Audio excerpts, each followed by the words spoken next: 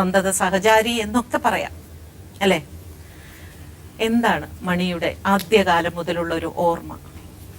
ആദ്യമായിട്ട് മണി കലാഭവനിലെത്തിയ ആ ദിവസം, ആ നിമിഷം, ആബേലച്ചൻ പതിവ് പോലെ എന്നെ വിളിച്ചു. ഒരു ആർട്ടിസ്റ്റ് വന്നിട്ടുണ്ടോ, ഒന്ന് ഇൻ്റർവ്യൂ ചെയ്യണം എന്ന് പറഞ്ഞു. അതുപോലെ 5-ാം നമ്പർ മുറിയിൽ വന്നു. ഒരു പയ്യൻ നിൽക്കുന്നു. അപ്പോഴാണ് പറയുന്നത്, ഞാൻ ഓട്ടോറിക്ഷ ഓടിക്കുന്ന ആളാണ്, ചാലക്കുടിയിലാണ്, കലാഭവൻ പീറ്റർ പറഞ്ഞാണ് വരുന്നത്. പക്ഷേ പെർഫോമൻസ് കണ്ടു കഴിഞ്ഞപ്പോൾ അതിനെക്കുറിച്ച് ഞാനിപ്പം എക്സ്പ്ലെയിൻ ചെയ്യേണ്ട കാര്യമില്ല. ഞാൻ അച്ഛൻ്റെ അടുത്ത് പറഞ്ഞു, അച്ഛാ മണി എന്ന് പറയുന്ന ആൾ ഫിക്സ്ഡാണ്, നമുക്ക് വേറെ ഒന്നും അതിനെക്കുറിച്ച് നോക്കണ്ട. അങ്ങനെ പിന്നത്തെ 2 ആഴ്ച റിഹേഴ്സലായിരുന്നു. നമ്മുടെ പുതിയ ടീം സെറ്റ് ചെയ്യായിരുന്നു. വിനോദ് ചാലക്കുടിക്കാരനാണല്ലേ? മണിയെ എത്ര വർഷങ്ങളായിട്ട് അറിയാം? 17 വർഷത്തോളം. എത്ര? 17 വർഷം. 17 വർഷം. സിനിമയിലൊക്കെ വരുന്നതിന് മുൻപ് ആയിരുന്നു? വരുന്നതിന് മുൻപേ അറിയാം. സ്കൂളിൽ, ഞാൻ ആ സ്കൂളിൽ തന്നെ പഠിച്ചിരുന്നത്. അന്നോട്ട് അറിയാം.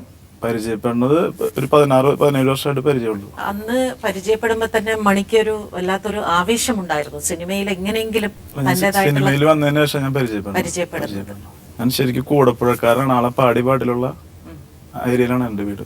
സതീഷാണ് കലാഭവൻ മണി എന്നൊരു ഗായകന്റെ എന്താ പറയാ, പാട്ടുകൾ ഏറ്റവും അധികം മാർക്കറ്റിൽ എത്തിച്ച ഒരാള് അല്ലേ? എത്ര കാലം മുതലാണ് എത്ര വർഷങ്ങൾക്ക് മുൻപാണ് ആദ്യമായിട്ട് അദ്ദേഹത്തിന്റെ ഒരു? ഏകദേശം ഞാൻ മാത്രമല്ല, എൻ്റെ ഒരു അടുത്ത സുഹൃത്ത് കബീർ, ഞങ്ങൾ കലാഭവനിലുണ്ടായിരുന്നു. അപ്പോൾ സാധാരണക്കാർ പുള്ളിക്കൊപ്പമാണ് ഞാൻ മണീനെ പരിചയപ്പെടുന്നത്. അപ്പം ഞാനും കബീറും കൂടിയാണ് കാസറ്റ് ചെയ്യുന്നത്. അപ്പോൾ ഈ കാസറ്റിൽ വരുന്നതിന് മുമ്പേ ഞങ്ങൾ ഒരുമിച്ച് പ്രോഗ്രാം ചെയ്തിരുന്നു. അന്ന് കലാഭവനിൽ നിന്ന് പോകുന്നതിന് ശേഷം ഞാനും കബീർ, ഞങ്ങളുടെ ടീം അന്ന് മാട്ട കളിക്കാൻ പോകണമെന്ന് പറയും. ഇപ്പോൾ സ്റ്റേജിൽ മാത്രം ചെറിയ പ്രോഗ്രാമായാലും ഞങ്ങളെ വിളിക്കും. അപ്പോൾ ഞങ്ങൾക്ക് പ്രോഗ്രാം കിട്ടുമ്പോൾ ഞങ്ങളും വിളിക്കും. അപ്പോൾ ഞങ്ങൾ ഈ ചെറുതായിട്ട് ഓഡിയോ കാസറ്റിൽ ചെറിയ പ്രോഗ്രാമുകൾ ഞങ്ങൾ ചെയ്തിട്ടുണ്ട് മുൻപ്. അപ്പോൾ അതിന് മുൻപ് ഒരു 2 CD കാസറ്റ് ഞങ്ങൾ ചെയ്തിരുന്നു. അപ്പോൾ ഇനി അടുത്ത ആരെ വെച്ച് ചെയ്യും അപ്പോൾ ഞങ്ങളടുത്ത സുഹൃത്താണ് മണി. അപ്പോൾ പുള്ളിനെ വെച്ചിട്ടൊരു കഥാപ്രസംഗം ചെയ്യാമെന്ന് വിചാരിച്ചു. അങ്ങനെ ആദ്യത്തെ തൂഷിമ കൂന്താരോ എന്ന് പറഞ്ഞിട്ട് ഒരു ഓഡിയോ കാസറ്റ് ചെയ്യുന്നത്. ഡോക്ടർ സുമേഷ്, എത്ര കാലങ്ങളായിട്ട് മണിയെ അറിയാം? ഞങ്ങൾക്ക് ആർക്കും മണിച്ചേട്ടൻ മണിച്ചേട്ടനെ പറ്റി എന്താണ് പറയേണ്ടതെന്ന് കഴിഞ്ഞ ഒരു ദിവസമോ അല്ലെങ്കിൽ 2 ദിവസം കൊണ്ടോ പറഞ്ഞു തീർക്കാവുന്ന കാര്യങ്ങളല്ലാതെ.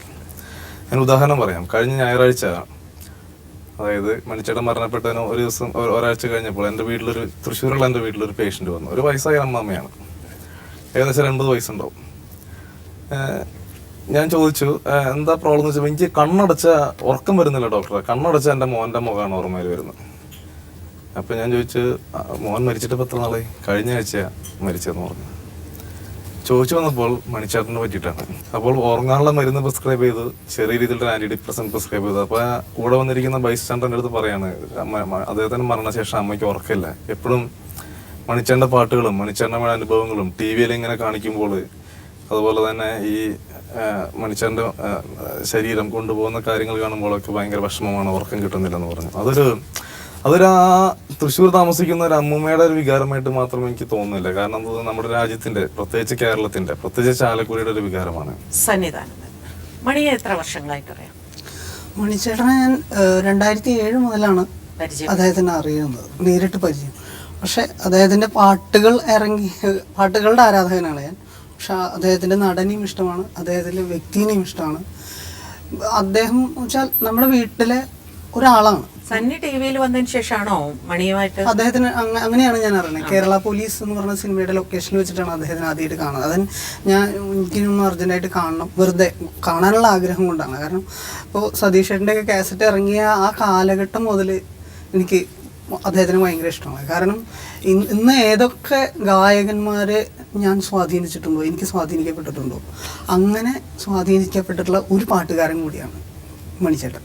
കാരണം ഡിവോഷണൽ ആണെങ്കിലും നാടൻപാട്ടാണെങ്കിലും, അത് കഴിഞ്ഞ് പിന്നീട് ഈ റിയാലിറ്റി ഷോയുടെ സമയത്തൊക്കെ ഞാൻ പലപ്പോഴും ഞാൻ പാടുന്ന സമയത്ത് അദ്ദേഹം വന്നിട്ടില്ലെങ്കിലും പിന്നീട് ഞാൻ വിളിക്കുമ്പോഴൊക്കെ എന്നെ ഒരുപക്ഷെ ബഹ്റിനിൽ എന്നെ ആദ്യമായിട്ട് അനുകരിച്ചത് മണിച്ചേട്ടനാണ്. അത് റിമി ടോമി ഒരു തവണ പറയണ്ടായി. അപ്പോൾ നമ്മുടെ ഒരു സ്വന്തം നമുക്ക് എപ്പോഴാണെങ്കിലും ഫോൺ വിളിക്കുകയാണെങ്കിലും വീട്ടിൽ ചെല്ലുകയാണെങ്കിലും നമ്മുടെ ഒരാളുടെ വീട്ടിലേക്ക് ചെല്ലുന്ന ഒരു പ്രതീതിയാണ്. അപ്പോൾ അത് ആ ഒരു നഷ്ടം എന്ന് പറഞ്ഞു കഴിഞ്ഞാൽ എല്ലാവർക്കും ഉള്ളതുപോലെ എനിക്കും നഷ്ടപ്പെട്ടു. രതീഷ്, എനിക്ക് തോന്നുന്നു മണിയുടെ ഡ്യൂപ്പായിട്ട് ഏറ്റവും അധികം ജനങ്ങളുടെ മുമ്പിലേക്ക് വന്നിട്ടുള്ളൊരു കലാകാരനാണ് രതീഷ് അല്ലേ? തീർച്ചയായിട്ടും. ശബ്ദം കൊണ്ടും മുഖം കൊണ്ടും ഒക്കെ നമുക്ക് പെട്ടെന്ന് മണിയെ ഓർമ്മപ്പെടുത്തുന്ന ഒരു കലാകാരനാണ് രതീഷ്. പറയൂ മണിയെക്കുറിച്ചുള്ള സൗഹൃദം. എനിക്ക് മണിച്ചേട്ടനെ കുറിച്ച് പറയുമ്പോൾ മണിച്ചേട്ടനെ ഞാൻ പരിചയപ്പെടുന്നത് നേരിട്ട് ആദ്യമായിട്ട് പരിചയപ്പെട്ടിട്ടില്ല. ഞാൻ മണിച്ചേട്ടൻ്റെ കയ്യക്ഷരം കണ്ട് സ്നേഹിച്ച് മണിച്ചേട്ടനെ ആരാധന പാത്രമായതാണ്. കാരണം കലാഭവനിലെ ആ സമയത്തൊക്കെ മധു പുന്നപ്ര എന്ന് പറഞ്ഞവരൊക്കെ ആയിട്ട് മിങ്കിൾ ചെയ്തപ്പോൾ മണിച്ചേട്ടനൊരു സല്ലാപ സിനിമ കഴിഞ്ഞതിന് ശേഷം ഒരു കൈപ്പടൽ എഴുതി കൊടുത്തു, അഡ്രസ്സ്, മണിച്ചേട്ടൻ്റെ അഡ്രസ്സ് എഴുതി കൊടുത്തു. അത് ഞാൻ മധുവായിട്ട് പ്രോഗ്രാം ചെയ്ത സമയത്ത് ആദ്യമായിട്ട് എന്നെ കാണിച്ചത് ഇപ്പോൾ മണിച്ചേട്ടൻ്റെയാന്ന് പറഞ്ഞു, കൈപ്പടയാന്ന് പറയാം. അത് ഞാൻ ആദ്യം കണ്ട് ആരാധിച്ചു. അതിനുശേഷമാണ് മണിച്ചേട്ടനെ പരിചയപ്പെടാനുള്ള അവസരം കിട്ടിയത്. മണിച്ചേട്ടനായിട്ട് ഇപ്പം മണിച്ചേട്ടൻ്റെ ആദ്യകാല ഡൂപ്പെന്ന് വെച്ച നിലയിൽ മണിച്ചേട്ടനായിട്ട് ഒത്തിരി പ്രോഗ്രാം ചെയ്യാൻ പറ്റി, സ്റ്റേജ് പ്രോഗ്രാമുകൾ ചെയ്യാൻ പറ്റി. നമ്മുടെ കേരളയിലെ മിക്ക പ്രോഗ്രാമുകളിലും ചെയ്യാനുള്ള അവസരം കിട്ടി. തീർച്ചയായിട്ടും എന്താ പറയുക, മനുഷ്യനെ കുറിച്ച് കൂടുതൽ എനിക്ക് പറയണമെന്ന്. പക്ഷേ എനിക്ക് നമ്മൾ ഈ അനുകരിക്കുന്ന നിലയിൽ ഇപ്പം നമ്മൾ സ്റ്റേജിൽ നിൽക്കുമ്പോൾ തന്നെ നമുക്ക് ഈ ആ ഫിഗറിട്ട് നിൽക്കുമ്പോൾ തന്നെ ഭയങ്കര വിഷമമാണ്. പേര്, മണിയുടെ പേര് തന്നെ രൂപവും ഹൈറ്റും ശബ്ദവും എല്ലാം ഒത്തു കിട്ടിയ ഒരു കലാകാരനാണ്. ഈ മണി എന്നുള്ള പേരും ഈ രൂപവും ഒക്കെ ഇങ്ങനെ നാട്ടുകാർ പറഞ്ഞാണോ മണിയെ കൂടുതൽ ഇമിറ്റേറ്റ് ചെയ്യുക അല്ലെങ്കിൽ മണിയെ പോലെ അഭിനയിക്കാനൊക്കെ തുടങ്ങിയത്? ഞാൻ 12 വർഷമായിപ്പോൾ സജീവമായിട്ട് കലാരംഗത്തുള്ള ഒരു ആർട്ടിസ്റ്റാണ്. വാസന്തിയും ലക്ഷ്മിയും പിന്നെ ഞാനും എന്ന് പറയുന്ന സിനിമയിലെ രാമു എന്ന ഒരു അന്ധകഥാപാത്രം ചെയ്തുകൊണ്ടാണ് ഞാൻ ഈ മേഖലയിലേക്ക് വന്നത്. കലാപരമായിട്ട് മണിയോടുള്ള ആരാധന കൊണ്ട് തന്നെയാണ്. തീർച്ചയായിട്ടും കലാപരമായിട്ട് എനിക്ക് വലിയൊരു കഴിവൊന്നും ഇല്ലാത്ത ഒരാളായിരുന്നു ഞാൻ. അങ്ങനെയാണ് എൻ്റെ ഒരു പ്രിയപ്പെട്ട സുഹൃത്ത് രജീഷ് കെ സൂര്യ എന്ന് പറയുന്ന ഒരാൾ എന്നെ മണിച്ചേട്ടൻ്റെ ചെറിയൊരു ഉസാരിഷുണ്ടെന്ന് പറയുന്നതും അദ്ദേഹം എന്നെ മ്യൂക്കറിയിലേക്ക് കൊണ്ടുവരികയും അതിനുശേഷം ഇപ്പോൾ 12 വർഷമായി തേപ്പിൻ്റെയും കെട്ടിൻ്റെ ഒക്കെ പണിക്ക് വരുന്ന ഞാൻ സജീവമായിന്ന് കലാരംഗത്ത് തുടരുകയാണ്. അതിനൊക്കെ എനിക്ക് ഈയൊരു ഇൻസ്പിറേഷൻ ഉണ്ടായിരിക്കുന്നത് മണിച്ചേട്ടൻ തന്നെയാണ്. അതുമാത്രമല്ല, ആദ്യമായിട്ട് ഒരു കോമഡി റിയാലിറ്റി ഷോ നടത്തിയത് കൈരളി ചാനലായിരുന്നു. കൈരളി ചാനലിലെ വിവൽ മ്യൂസിക് 2010 എന്ന പ്രോഗ്രാമിൽ 50 പവൻ ഗോൾഡ് വിൻ ചെയ്യാൻ പറ്റിയത് എനിക്ക് ഈ മണിച്ചേട്ടൻ്റെ ഒറ്റ രൂപ സാക്ഷ്യം കൊണ്ട് മാത്രമാണ്. അതിൻ്റെ ഒരു ടീം ലീഡർ കൂടിയായിരുന്നു ഞാൻ. അപ്പോൾ അതൊക്കെ ഈ മണിച്ചേട്ടൻ്റെ ഒറ്റ രൂപ സാക്ഷ്യം കൊണ്ട് മാത്രമാണ്. അപ്പോൾ ഇടയ്ക്ക് എൻ്റെ വൈഫ് തന്നെ എന്നോട് ചോദിക്കാറുണ്ട്, ഈ കറുത്തു പോയാൽ എന്തെങ്കിലും വിഷമമുണ്ടോ എന്നോട് ചോദിക്കുന്ന.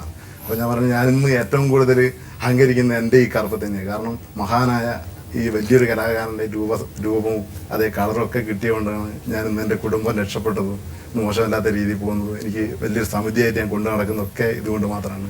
ഇന്ന് ഏത് വേദിയിൽ മണിച്ചേട്ടൻ ചെയ്താലും ഇത്ര നാളും കിട്ടിയതിനേക്കാളും ശേഷം ഇപ്പോൾ ഒന്ന് മണിച്ചേട്ടൻ മരിച്ചതിന് ശേഷം ഏത് വേദിയിൽ ചെയ്താലും കരഞ്ഞു പോകുന്നൊരവസ്ഥയാണ്. കാരണം സാധാരണ കിട്ടുന്നതിലൊക്കെ ഒരു ഇൻഫ്ലേഷൻ കൂടുതലാണ്. ഭയങ്കര വിഷമമുണ്ട് എന്തായാലും മണിച്ചേട്ടൻ്റെ ഈ നിര്യാണത്തിൽ.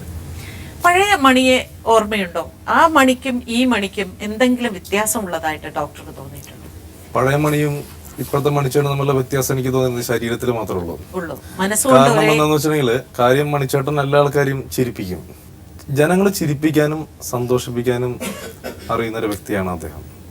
മറ്റുള്ളവരെ വേദന കാണുമ്പോൾ അതിനേക്കാൾ കൂടുതൽ വേദനിക്കുന്നതിന് മനസ്സാണ് അദ്ദേഹത്തിനുള്ളത്. ആ ഒരു വ്യത്യാസം അന്നും ഇന്നും ആ ഒരു കാര്യം അന്നും ഇന്നും മണിച്ചേട്ടൻ ഒരുപോലെയാണ്. ഓൺലി തിങ് വ്യത്യാസം കണ്ടിരിക്കുന്നത് ശരീരം വലുതായി, അതുപോലെ തന്നെ മുടി കുറച്ച് പോയി, പെട്ടയായി. ഈ വ്യത്യാസം മാത്രമേ എനിക്ക് കാണാനുള്ളൂ. രതീഷ്, ഈ മണിയെ പെട്ടെന്ന് നമുക്ക് ഓർമ്മ വരുമ്പോ ഏത് പാട്ടിൽ കൂടെയാണ്? എനിക്ക് മണിച്ചേട്ടന്റെ ആദ്യകാലങ്ങളിൽ കോരമാമി കൊയിലു, അത് മണിച്ചേട്ടന് പലതരം വോയിസ് ഉണ്ട്. അന്നത്തെ വോയിസ് എന്ന് പറയുന്നത് വേറൊരു ടൈപ്പായിരുന്നു. കോരമാമി കൊയിലു തന്നെ ചങ്കരനാരി താളടിച്ചണ്, അത് കണ്ടോട്ടമ്പോ താള്ളി കൊയ്യണം കൊട്ടന്തയ്യപ്പന്താര, നീയടി കുഞ്ഞാഞ്ഞേ നാത്തുന്റെ മൂത്ത മൊള്ളാടി നീയടി കുഞ്ഞാഞ്ഞയ്യപ്പന്താര, നാത്തുന്റെ മൂത്ത മൊള്ളാടി നീയടി കുഞ്ഞാഞ്ഞയ്യപ്പന്താര. അങ്ങനെ പഴയകാല വോയിസ് ഉണ്ട്. പിന്നെ വേറെ വോയിസ് പാടിയിരിക്കുന്ന മന്ദബുദ്ധി അങ്ങനെ ഒരു കഥാപാത്രം ചെയ്ത് രാമകൃഷ്ണൻ ചേട്ടനെ അഭിനയിച്ചത് വല്ലരി തന്നെ തിന്നാലും വെള്ളത്തിൽ തന്നെ കിടന്നാലും എൻ്റെ ആട്ടും കുട്ടി ഞാൻ കൊണ്ടേ പോകും. നേരത്തെ എഴുന്നേറ്റ് പോന്നാലും നേരം കയ്യിപ്പായി വന്നാലും എൻ്റെ അർത്ഥം കേട്ടാൽ വരും എൻ്റെ ആട്ടും കുട്ടി. അങ്ങനെ രതീഷ് ഇത് സ്റ്റേജിൽ അവതരിപ്പിച്ചിട്ടില്ല. ഞാൻ അവതരിപ്പിച്ചിട്ടുണ്ട്. അപ്പൊ മണി എന്ത് പറയും? മണിച്ചേട്ടനോട്ട് സ്റ്റേജിൽ എനിക്ക് ഒരുമിച്ച് പാടാൻ കുറെ അവസരങ്ങൾ ഇട്ടിട്ടുണ്ട്. അപ്പം ഞങ്ങൾ ഒരുമിച്ച് നിന്ന് പാടിയിട്ടുണ്ട്. ഞങ്ങൾ ഉമ്പായി കുച്ചാണ്ടി, കണ്ണിമാങ്ങ പ്രായം, ഓടപ്പഴം, അതെല്ലാം സ്റ്റേജിലും TV പ്രോഗ്രാമിനൊക്കെ ഒരുമിച്ച് നിന്ന് പാടാൻ അങ്ങോട്ടും ഇങ്ങോട്ടും മൈക്ക് മാറി നിന്ന് പാടാൻ അവസരം കിട്ടിയിട്ടുണ്ട്. ഒരു മണിച്ചേട്ടനെ നമ്മളെ പരിചയപ്പെടുത്തുന്നത് തന്നെ നമ്മളൊരു ഗായകനായിട്ടല്ല പറയുന്നത്. ആദ്യമേ പറയുന്നത് ഇനി നമുക്ക് വെതിൽ വരുന്ന മറ്റാരുമല്ല, എൻ്റെ അനിയൻ ഇവിടെ എത്തിയിട്ടുണ്ട്. കാരണം TV-യിലൊക്കെ എന്നെ ഏറ്റവും കൂടുതൽ അനുകരിക്കുന്ന ആളാണ്. നിങ്ങൾക്ക് കാണുമ്പോൾ അറിയാം, രതീഷ് റോയല എൻ്റെ അനിയനാണ് എന്നും പറഞ്ഞാണ്. അപ്പൊ തന്നെ നമുക്ക് കണ്ണു നിറഞ്ഞു പോകും. ഞാൻ സത്യത്തിൽ നാട്ടുകാര് മണിയുടെ ആ വാല്യൂ മനസ്സിലാക്കി തന്നെയാണോ മുമ്പോട്ട് പോയിട്ടുള്ളത് എന്ന് തോന്നിയിട്ടുണ്ട്? വാല്യൂ മരിച്ചു കഴിഞ്ഞപ്പോഴാണ് എല്ലാവരും അറിയുന്നത്. അതിനു മുമ്പ് അങ്ങനെ വില കൽപ്പിച്ചില്ല. അത് തന്നെ. എന്തെങ്കിലും അത്ര അനുഭവം അറിയാമോ വിനോദ്? പറയാൻ പറ്റില്ല. ഡോക്ടേഴ്സ്, മണി ഒരുപാട് പേരെ സഹായിച്ചിട്ടുണ്ട്. ഇപ്പോൾ രാമകൃഷ്ണൻ പറയുമ്പോഴും ഓരോരുത്തർ പറയുമ്പോഴും നമുക്കറിയാവുന്ന, ഇപ്പോൾ ഡോക്ടറും നേരത്തെ ഒരുപാട് ഉദാഹരണങ്ങൾ പറഞ്ഞു. പക്ഷെ മണി ഒരിക്കലും അത് പുറം ലോകത്തെ അറിയിക്കാൻ താല്പര്യപ്പെട്ടിരുന്നില്ല എന്നുള്ളതാണ്. അതായത് സാധാരണ നമ്മളെപ്പോഴും കാണാം, എന്തെങ്കിലും കൊടുക്കുന്ന ഫോട്ടോ പിറ്റേ ദിവസം പത്രത്തിൽ വരുന്നു, അവർക്ക് ടാക്സിന് ഒരുപാട് ഉപകാരം ചെയ്യും, അല്ലെങ്കിൽ നാളെ പത്മശ്രീ, അങ്ങനെ ഒരുപാട് കാര്യങ്ങളുണ്ടാവും. പക്ഷെ മണി അങ്ങനെയൊന്നും കാണിക്കാൻ ഒരിക്കലും താല്പര്യപ്പെട്ടിരുന്നു. ആ ഒരു കാര്യത്തെ പറ്റിയിട്ട് അദ്ദേഹം പറയാറുള്ള കാര്യം അദ്ദേഹത്തിന്റെ കുട്ടിക്കാലത്തെ പറ്റിയിട്ടാണ്. കുട്ടിക്കാലത്ത് അദ്ദേഹം അനുഭവിച്ച ചില പ്രശ്നങ്ങൾ, സാമ്പത്തിക പ്രശ്നങ്ങൾ. അദ്ദേഹത്തിന്റെ അച്ഛൻ സാധാരണ ഒരു ജോലിക്കാരൻ തന്നെയായിരുന്നു. കൃഷിയിടങ്ങളിൽ പണിയെടുക്കുന്ന വ്യക്തിയായിരുന്നു. അപ്പൊ അദ്ദേഹം പറയാറുള്ള കാര്യം, എൻ്റെ ഒരു കുട്ടിക്കാലത്ത് എനിക്കുണ്ടായ ഒരു അവസ്ഥ, അത് മറ്റുള്ളവർക്ക് കാണുമ്പോൾ, ആ അവസ്ഥ മറ്റുള്ളവർ അനുഭവിക്കുന്നത് കാണുമ്പോൾ അദ്ദേഹത്തിന് താങ്ങാൻ പറ്റത്തില്ലെന്ന് പലതവണ എൻ്റെ അടുത്ത് പറഞ്ഞിട്ടുണ്ട്. മണി ഇങ്ങനെ എന്തെങ്കിലുമൊക്കെ സങ്കടങ്ങളോ അല്ലെങ്കിൽ തന്നെ മനസ്സിലാക്കാൻ പറ്റാതെ പോയ സുഹൃത്തുക്കളെ കുറിച്ചോ നാട്ടുകാരെ കുറിച്ചൊക്കെ പങ്കുവച്ചിട്ടുണ്ട്? അങ്ങനെയൊന്നും പറയാറില്ല. പുള്ളി അങ്ങനെയുള്ളതല്ല. നമുക്കൊരു ഫ്രീ ആയിരിക്കുമ്പോൾ ആള് ഫ്രീ ആയിട്ട് കുറെ നേരം സംസാരിക്കും. ഒറ്റയ്ക്ക് ഇരിക്കുകയാണെങ്കിൽ കുറെ ആൾക്കാരുള്ളപ്പോൾ സംസാരിക്കില്ല. ഇപ്പൊ ഇത് ഡോക്ടർ പറഞ്ഞ പോലെ ഞാൻ ഹോസ്പിറ്റലിൽ ക്രിട്ടിക്കലായിട്ട് കിടന്നൊരു സമയമുണ്ടായിരുന്നു. അമൃതയില് ICUവിൽ കിടന്ന് എന്നെ കാണാൻ വന്നു പുള്ളി. അപ്പോൾ എൻ്റെ അടുത്ത് കിടന്നൊരു പേഷ്യൻ്റ്, ഒരു പ്രായ ആള്, പുള്ളീനെ കണ്ടപ്പോൾ റിക്കവർ ചെയ്തതുപോലെ അങ്ങനൊരു സാഹചര്യം ഉണ്ടായിരുന്നു പുള്ളിക്ക്. എന്നെ കാണാൻ വന്നതാണ്. അപ്പം അപ്പുറത്തെ പേഷ്യൻ്റ് ഇതുപോലെ ശ്വാസം വലിച്ചു കിടക്കുന്ന ആൾ പുള്ളീനെ കണ്ടപ്പോൾ പെട്ടെന്ന് മണി എന്ന് പറഞ്ഞിട്ട് അങ്ങനെ ഒരു അനുഭവം എനിക്കുണ്ട്. പിന്നെ ഈ ഡോക്ടർ പറഞ്ഞ പോലെ മറ്റുള്ളവരെ വിഷമം ആള് കാണാൻ അങ്ങനെ പറ്റില്ല ആൾക്ക്. ആരുടെ ആയാലും പിന്നെ ഞങ്ങളുടെ ശക്തിയും എല്ലാം ആളായിരുന്നു. മണിയായിരുന്നു. മണിയില്ലാത്തൊരു ചാലക്കുടിയെ കുറിച്ച്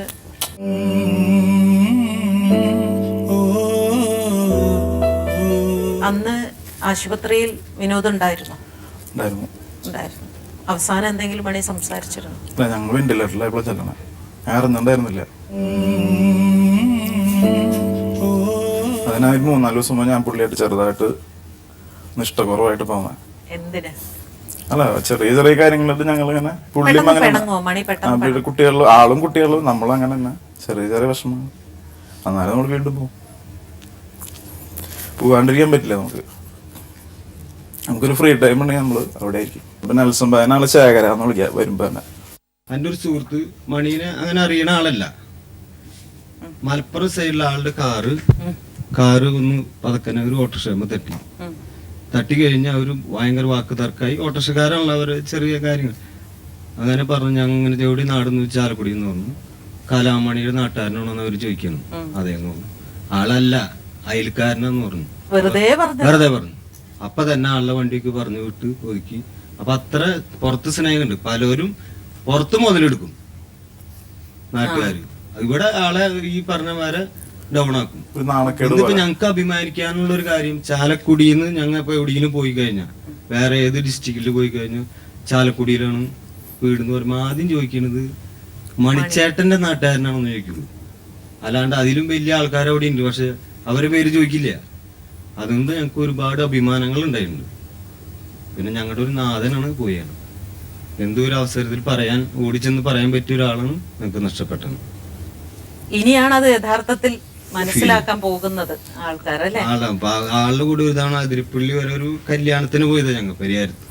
അവിടുന്ന് കുറച്ചുള്ള അതിരിപ്പ് ജസ്റ്റ് ഒന്ന് അതിരിപ്പള്ളി ഒരു പോകാന്ന് പറഞ്ഞപ്പോ അവിടെ അങ്ങനെ പോയി. അപ്പൊ ആള് കുറച്ച് ആൾക്കാര് ഇങ്ങനെ പിള്ളേര്, ആദിവാസി പിള്ളേരും തോന്നുന്നു, ഇങ്ങനെ സേവി കളിച്ചുകൊണ്ടിരിക്കുന്നു. നിർത്തറ വണ്ടി എന്ന് പറഞ്ഞു. അപ്പൊ എല്ലാവരും പറഞ്ഞു നടപടെ വന്ന ഞായറാഴ്ചയായിരുന്നു, ടൂറിസ്റ്റുകളുടെ ബുദ്ധിമുട്ടാണ്, ഇപ്പൊ എന്തെങ്കിലും അതൊന്നും കുഴപ്പമില്ലാന്ന് പറഞ്ഞു. ആ പിള്ളേരോട് സേവി കളിച്ച് എന്നിട്ട് എല്ലാവരും തട്ടി കഴിഞ്ഞിട്ട് ആളുടെ പോക്കറ്റിലുള്ള കാശെടുത്ത് പോയി ഭക്ഷണം കഴിക്കടാന്ന് പറഞ്ഞിട്ട് ഭക്ഷണം കഴിച്ച് വണ്ടി കയറി ഞങ്ങൾക്ക്. അപ്പൊ അങ്ങനെയൊക്കെ ഒരുപാട് നല്ല അനുഭവങ്ങളുണ്ട്. ചാലക്കുടിയില് സ്കൂള്, ആശുപത്രി, പള്ളി, അങ്ങനെ ഒരു തരത്തിൽ പറഞ്ഞ ഒരു മതസൗഹാർദ്ദം വല്ലാതെ ഒരു പകർത്തിയ ഒരു മനുഷ്യൻ തന്നെയാണ് മണി അല്ലേ?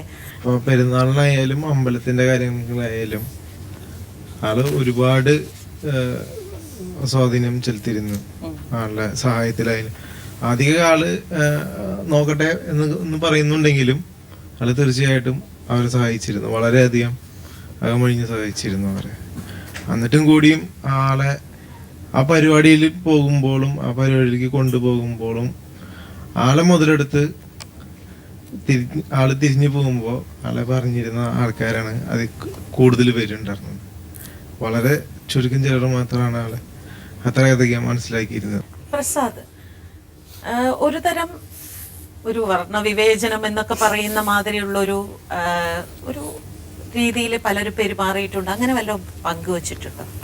ഇല്ല, പക്ഷെ പുള്ളിയുടെ ചില പാട്ടുകളിൽ വളരെ ശക്തമായിട്ട് പ്രതിഷേധം പ്രകടിപ്പിച്ചിട്ടുണ്ട്. അതിൻ്റെ ഒരു ശക്തി ഭയങ്കരമാണ്. കാരണം എത്ര വലിയ ആളാണ് മുമ്പിലിരിക്കുന്നത് നോക്കാതെ താഴത്തേക്ക് ഇറങ്ങി വന്ന് നിന്നിട്ട് അതിന് എതിരായിട്ട് പുള്ളി പാടിയിട്ടുണ്ട്. എന്റെ കൂലത്തെ ഇത്ര താത്തിയതാരാ, എന്റെ കൂലത്തെ ഇത്ര താത്തിയതാരാ, എന്നോട് കളിക്കരുത് എന്റെ ലോകര് കൂട്ടം, എന്നോട് കളിച്ചവരാരും നേരായിട്ടില്ലേ, എന്നോട് കളിക്കരുത് എന്റെ ലോകര് കൂട്ടം, എന്നോട് കളിച്ചവരാരും നേരായിട്ടില്ലേ. അത്തിന്തോ തെയ്യാരോ തിന്തിമിതാര, അത്തിന്തോ തെയ്യാരോ തിന്തിമിതാര, അത്തിന്തോ തെയ്യാരോ തിന്തിമിതാര, അത്തിന്തോ തെയ്യാരോ തിന്തിമിതാര. ആനന്ദ പരമാനന്ദമെന്റെ കുടുംബം, ആനന്ദ പരമാനന്ദമെന്റെ കുടുംബം, എന്റെ കൂലത്തെ ഇത്ര താത്തിയതാര, എന്റെ കൂലത്തെ ഇത്ര താത്തിയതാര. അത്തിന്തോ തെയ്യാരോ തിന്തിമിതാര, അത്തിന്തോ തെയ്യാരോ തിന്തിമിതാര, അത്തിന്തോ തെയ്യാരോ തിന്തിമിതാര, അത്തിന്തോ തെയ്യാരോ തിന്തിമിതാര. അത് മാത്രമല്ല, പുള്ളിയോട് സംസാരിക്കുമ്പോൾ ഒരു പോസിറ്റീവ് എനർജി ഭയങ്കരമാണ്. അതിൻ്റെ ഉദാഹരണങ്ങളാണ് ഇവർ നേരത്തെ പറഞ്ഞ. അതാണ് ഒരു കലാകാരന്റെ ഏറ്റവും വലിയ ഗുണം എന്ന് പറയുന്നത്. നമുക്ക് പറയാനുള്ള കാര്യം നമുക്ക് നമ്മുടെ സംഗീതത്തിൽ കൂടെ നമുക്ക് സമൂഹത്തിനെ പറഞ്ഞ് ശക്തമായിട്ട് അങ്ങനെ പാടിയൊരു പാട്ടുണ്ട്. ആരാരുമാവാത്ത കാലത്തു ഞാൻ ഇന്ന് കൂട്ടി നടന്നു വണ്ടി, എന്റെ കുടുംബത്തിൻ പട്ടിണി മാറ്റിയ ദൈവമാണോട്ടോ വണ്ടി. ആരാരുമാവാത്ത കാലത്തു ഞാൻ ഇന്ന് കൂട്ടി നടന്നു വണ്ടി, എന്റെ കുടുംബത്തിൻ പട്ടിണി മാറ്റിയ ദൈവമാണോട്ടോ വണ്ടി. 100 നോട്ടിന് രാപകലില്ലാതെ നെട്ടോട്ടം ഓടിടുമ്പോൾ കിക്കർ വലിച്ചെന്റെ കയ്യിൽ നടുവും തളർത്തിയൊരോട്ടോ വണ്ടി. എന്റെ നിറമ്പോൾ കറുത്തൊരു പാൻറ് മുഷിഞ്ഞ ജുബയലക്കി, ഒട്ടോന്റെ ഡിക്കിയിൽ വെച്ചത് പുറത്തു ഞാൻ ഇന്നും കരഞ്ഞു പോകും. തേച്ചാലും മാച്ചാലും ജീവചരിത്രം മനസ്സിനുമായുകില്ല, ഈ ചാലക്കുടിക്കാരൻ ചാലക്കുടി നാട് വിട്ടെങ്ങും പോകുകില്ല. നെൽസൺ എപ്പോഴും പറയും കലാഭവൻ മണിക്ക് 4 ഭാഗത്തും കണ്ണുകളുണ്ടെന്ന്. ഒന്നും ഒളിക്ക ആളെ എല്ലാ കാര്യങ്ങളും മനസ്സിലാക്കുന്ന ഒരു വ്യക്തിയാണെന്ന് പറയും. ഇപ്പം ഞങ്ങളോട് പറഞ്ഞ വഴിക്ക് അദ്ദേഹത്തിന് ചില അമാനുഷിക ശക്തികളുണ്ടെന്ന് ചിലപ്പോൾ സംശയിച്ചിട്ടുണ്ട്. ഒരു ദിവസം നെൽസൺ പറയുകയാണെന്ന്, നിങ്ങൾ പറഞ്ഞ വഴിക്ക് 2 വണ്ടിയിലായിട്ടാണ് വരുന്നത്. കലാഭവൻ മണി ചേട്ടനും ഒരു വണ്ടിയിൽ വരുന്നു, ഒരു 40-30 കിലോമീറ്റർ പിന്നിലായിട്ട് വേറൊരു വണ്ടി, രണ്ടും മണിച്ചേട്ടൻ്റെ വണ്ടി തന്നെയാണ്. പീറ്റർ എന്ന് പറഞ്ഞ മണിച്ചേട്ടൻ്റെ ഡ്രൈവറാണ് വണ്ടി ഓടിക്കുന്നത് പറഞ്ഞത്. പെട്ടെന്ന് മണിച്ചേട്ടൻ പറയാണ്, പീറ്റർ നീ വണ്ടി നിർത്തിയാൻ, നമ്മുടെ വണ്ടി തട്ടിയിട്ടുണ്ടെന്ന് തോന്നുന്നുണ്ട് പിന്നില് എന്ന് പറഞ്ഞ് വിളിച്ചു നോക്കിയപ്പോൾ വണ്ടിയോടെ ആക്സിഡന്റ് ആയിട്ടിരിക്കുകയാണ്.